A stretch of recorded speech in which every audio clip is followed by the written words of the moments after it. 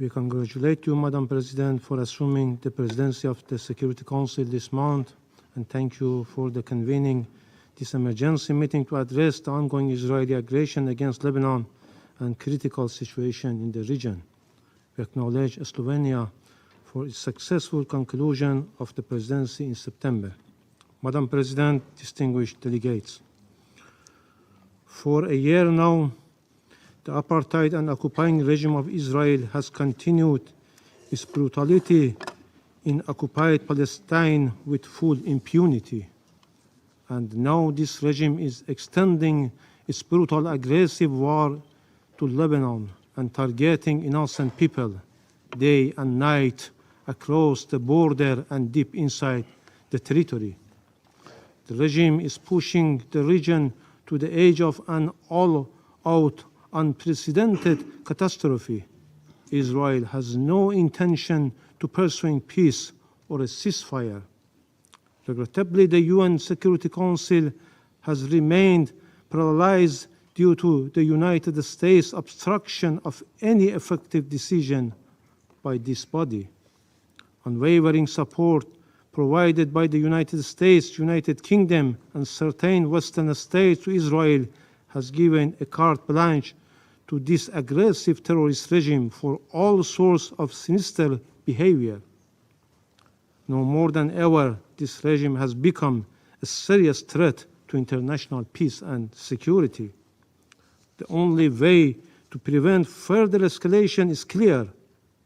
Israel must immediately cease its war on Gaza, and its attacks on Lebanon must stop. Madam President, distinguished delegates, as we informed the members of the Council in our letter yesterday, the armed forces of the Islamic Republic of Iran launched a series of missile strikes targeting the military and security positions of the Israeli regime. Iran's action was in full accordance with the inherent right to self-defense under Article 51 of the UN Charter, and a direct response to the regime's repeated acts of aggression against Iran, including the violation of Iran's sovereignty and territorial integrity during the past months.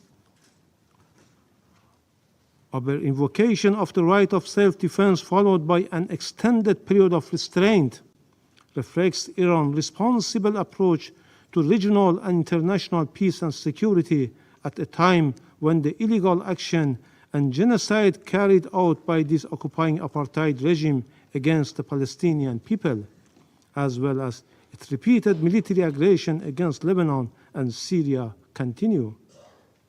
Iran's missile strikes were a necessary and proportionate response to Israeli continued terrorist aggressive acts over the past 2 months.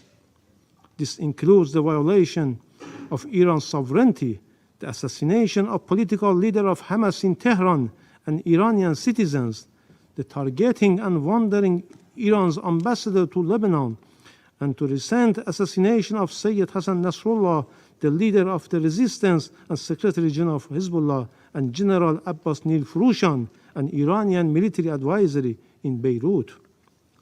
I wish to mention the key facts that clearly demonstrate Iran's action under self-defense is fully justified, lawful, and firmly grounded in international legal principles. On 1st April 2024, Israel presently attacked Iran's diplomatic mission in Damascus, Syria, in a blatant violation of international law, specifically the principle of inviolability of diplomatic and consular premises. Iran immediately sought the Council's condemnation. What was this body's response? Nothing.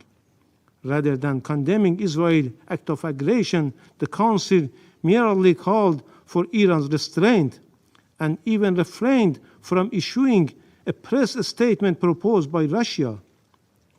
After 10 days of silence from the Security Council, Iran has no choice but to use its inherent right under international law to respond to this severe violation. On 31st July 2024, Israel committed yet another act of aggression by assassination Mr. Ismail Haniyeh, Hamas political leader and the former Prime Minister of Palestine, while he was an official guest of the Iranian government in Tehran. This was a flagrant breach of Iran's national sovereignty and territorial integrity. Despite Iran's call for action, the Council again failed to act. Meanwhile, several states, including the United States, urged Iran to maintain restraint, citing ongoing ceasefire negotiations.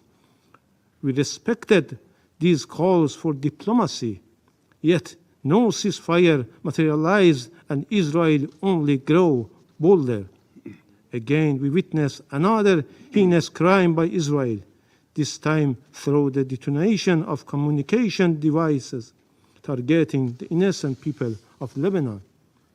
A larger number of innocent civilians were killed and injured, including Iran's ambassador to Lebanon. This was yet another manifestation of state terrorism. Following, Israel carried out a blatant act of terrorist aggression using US-supplied thousands-pound bunker busters to assassinate Sayyid Hassan Nasrallah, the leader of Hezbollah, and a symbol of resistance against Israeli occupation and aggression in Lebanon. This brutal attack resulted in the martyrdom of numerous innocent people, including Hezbollah leader and Iranian General Abbas Nilfurushan, while also leaving many civilians wounded. This egregious act underscored once more the regime's continued reliance on violence and terror. Madam President, the Islamic Republic of Iran has consistently pursued peace and stability for the region and called for an immediate ceasefire and the cessation of civilians' casualties, a position we have maintained for over a year. Yet, experience has proven that Israel only understands the language of force. Diplomacy has repeatedly failed, as Israel views restraint not as a gesture of goodwill, but as a weakness to exploit. Each act of restraint taken by Iran has only emboldened Israel to commit even greater crimes and more acts of aggression. Consequently, Iran's response was necessary to restore balance and deterrence. Israel must understand that each act of aggression it makes is not unpunished and will be met with consequences. This is the cost this regime must bear. Contrary to the regime which consistently considers innocent civilians and civilian infrastructure as legitimate target for aggression and massacre, Iran's response has only targeted the regime's military and security installation with its defensive missile strike, because the Islamic Republic of Iran is grounded in ethical principles and noble teaching of Islam and full compliance with the principles of distinction under international humanitarian law. Madam President, distinguished delegates, the international community cannot afford to remain silent. We reiterate our call on this Council to respond with urgency and determination. The Security Council must intervene to stop Israeli continued aggression and war crimes against Lebanon, Gaza, and Syria, and to prevent the situation from escalating into a full-scale regional war. Furthermore, the Security Council must force Israel to comply with its obligation on the resolution this body adopted. Israel must fully implement Resolution 1701. Finally, Madam President, we strongly warn against any further act of aggression by Israeli terrorist regime against our national security and vital interests.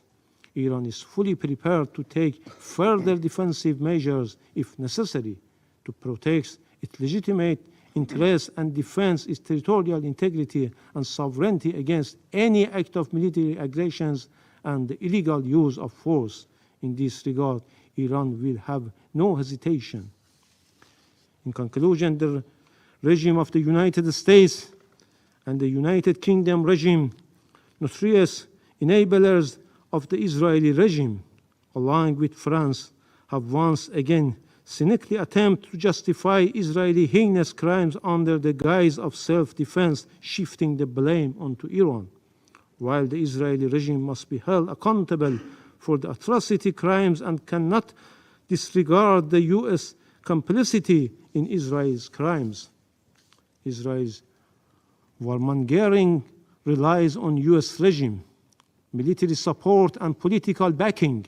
American weapons constitute the major part of Israeli weaponry and ammunition used in Gaza, and therefore the United States is implicated in every aspect of Israel's atrocity. The vast majority of bombs Israeli drops on Gaza and Lebanon are US-made. The US regime even provides Israel with jet fuel. The US has sent so many arms to Israel since October 7 that the Pentagon has struggled to find sufficient cargo aircraft to deliver the materials.